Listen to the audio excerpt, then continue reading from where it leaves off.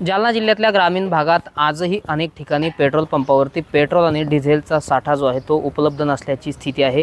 सध्या आपण पाहू शकतो की जालना राजूर मार्गे जो छत्रपती संभाजीनगरला महामार्ग जातो त्या महामार्गावरील एका पेट्रोल पंपावरती उभा आहे। आपण जर पाहिलं तर या पेट्रोल पंपावरती सध्या डिझेलचा साठा नाही आहे, त्यामुळे वाहनधारकांना या ठिकाणी रिकाम्या हातानेच माघारी फिरावं लागत असल्याचं चित्र आपल्याला पाहायला मिळतं। अगदी आपण पाहू शकतो की हे जे वाहन आहे ते या ठिकाणी डिझेल भरण्यासाठी आलेलं आहे, मात्र डिझेल नसल्याने सुद्धा या ठिकाणी हे वाहन जे आहे ते एकाच ठिकाणी उभं असल्याचं चित्र आपल्याला पाहायला मिळतं। अगदी काही प्रमाणातच पेट्रोल या ठिकाणी शिल्लक आहे, मात्र डिझेलचा जो संपूर्ण साठा आहे तो पूर्णपणे या ठिकाणाहून संपलेला आहे। त्यामुळे नागरिक जे आहेत ते माघारी फिरतानाचं चित्र आपल्याला पाहायला मिळतं। आपण पाहू शकतो की या ठिकाणी या बाजूला मी आपल्याला दाखवतो, या बाजूला हे वाहन जे आहेत ते अजूनही उभं आहे आणि या बाजूला हे पंपावरील कर्मचारी जे आहेत ते सुद्धा आता या ठिकाणी निवांत उभे असल्याचं चित्र आपल्याला पाहायला मिळत आहे। आपण त्यांच्यासोबतच संवाद साधण्याचा प्रयत्न करूया।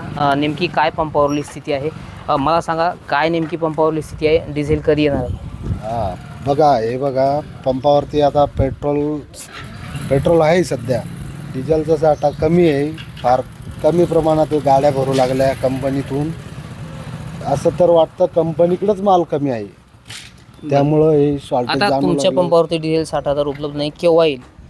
केव्हा येईल आता ही गाडी भरल्यावरच सांगू शकतो आम्ही, तोपर्यंत तर सांगू नाही शकत कोणाला।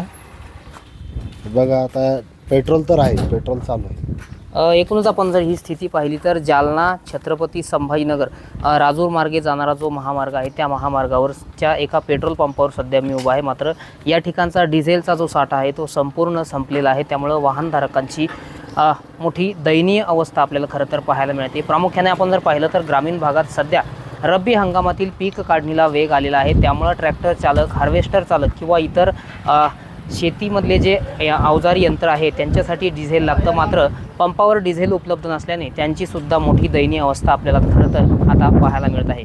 रामनाथ ठाकणे, TV9 मराठी, जालना।